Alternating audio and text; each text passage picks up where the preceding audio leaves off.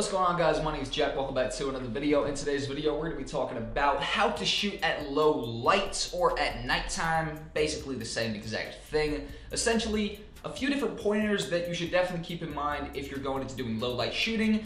I know this firsthand heavily. Personally, I don't do too many night shoots. However, the main sort of videography that I do is live event videography. The majority of this takes place in a dark ass nightclub where lots of the place isn't lit up. I've got to capture pretty much everything that is just not at all lit up. And also, you can mess up the reaction that you get from people if you have a light on the top of your camera, I find. So people don't really want to be blinded if they're at the club trying to have a nice time and you're trying to get a very organic reaction from people. I don't want to put a light on there. So I've definitely worked out firsthand how to actually go about shooting in the dark or shooting at very low light. And here is 5 different pointers that you have to keep in mind when either shooting at nighttime or filming in low light. Without further ado, let me talk through them. The number one thing I would suggest right off the bat is to look into your lens. If it's an aperture of f 3.5 at the max or any higher than that, you need a new lens 100%. Even f 3.5 itself, let alone any higher than that, you need to get a better lens for low light shooting. Lots of cameras are not specialized for low light shooting. In fact, pretty much the majority aren't. So if you actually buy a new camera, this might be the greatest quality in the world. It might be so nice in the daytime. Then when you get to nighttime, you notice you're having to boost the ISO up. You're noticing you have to do all this extra stuff to actually improve the amount of light you're receiving.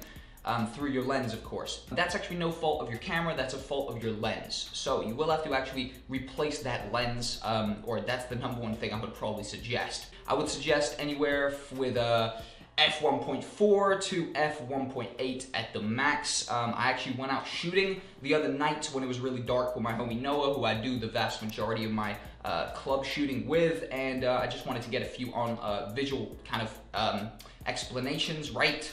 Or visual representations for you to see. So on screen will be a shot of me shot on my homie Noah's lens with the f1.4, and then also a shot on another camera with f3.5. So you can definitely see the drastic difference between them. Now, assuming you do have a nice low aperture lens, right, or a much faster lens, the next thing you could possibly do is, of course, be looking for great lighting, right? So an example of some great lighting would be an extremely bright source that is quite soft, you know what I mean? So for example, I'm talking about next to a store, if there's like an above light that's kind of shining down, that can give a really, really nice total light above you. Lights to kind of maybe avoid depending on your shots is maybe things like street lights and stuff like that. Street lights can give a dope, ominous kind of glow to you, a little bit more mysterious. So for example, if you're shooting like a mysterious short film or something like that, by all means, these would be an appropriate light. If you're shooting some sort of commercial where the person has to be super lit up at nighttime, or you know, a project like that, street lights are definitely not going to be for you. They're going to give kind of like a one-sided tinge, also kind of like a yellowy kind of light, which again, depending on the project, is going to be good for you or not good for you. Shop windows are by far probably one of the best things. When I was out shooting, easy, the shop window that we found pretty much lit me up the most, maybe compared to the above light. We found just like a big light on this walkway that was kind of like on the roof and it shone down. I stood below it. And my homie was able to get a really nice lit up clip of me.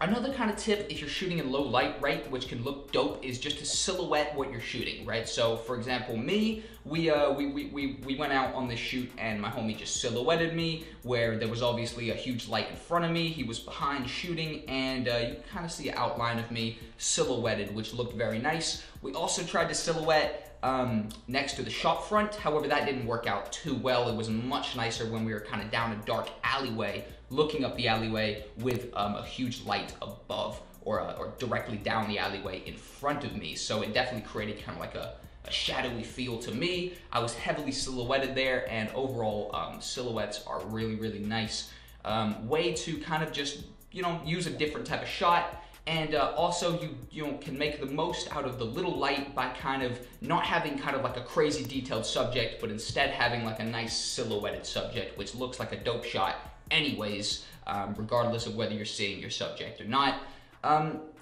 This is the biggest point right here. This was something I had to learn the hard way, literally like a year ago when I started doing the majority of my live event videography, which is I used to tone up the ISO so high. Oh, sorry, I just had to burp real quick. But toning up the ISO so high is the #1 thing that's gonna make you look like an amateur when you're shooting at low light. This is why you can avoid this by just getting a faster lens with the f1.4, the f1.8, because you will not need to, turn up the ISO so much, because more light will be getting let in anyways. But if you do have to turn up the ISO, please don't go too high. The higher you go, it's just gonna make it more and more grainy type of thing, and it's not gonna look amazing quality anymore, and it's gonna look very amateur. If you do have to boost the ISO heavily, I would 100% suggest downloading a denoising program. Personally, there's only been one major project where the noise was too much for, you know, the final product just couldn't look as noisy as it was. So me and my homie Noah actually had to buy like $100 plus, I think it was $100 for a denoiser. I think that's the best one. I have a tutorial on my channel talking through that denoise software.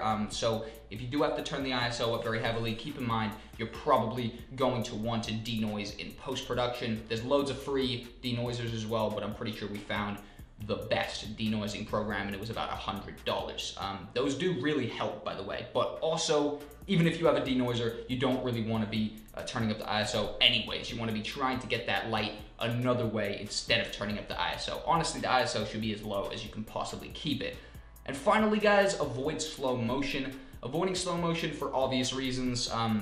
Of course, the higher the frame rate, the less light is being let in. So, for example, my camera does slow motion at 120 frames per second. So on screen right now, I did an example, right, of my camera just regular, right, going towards me. My homie Noah was filming it, of course, and then, of course, the slow motion going towards me.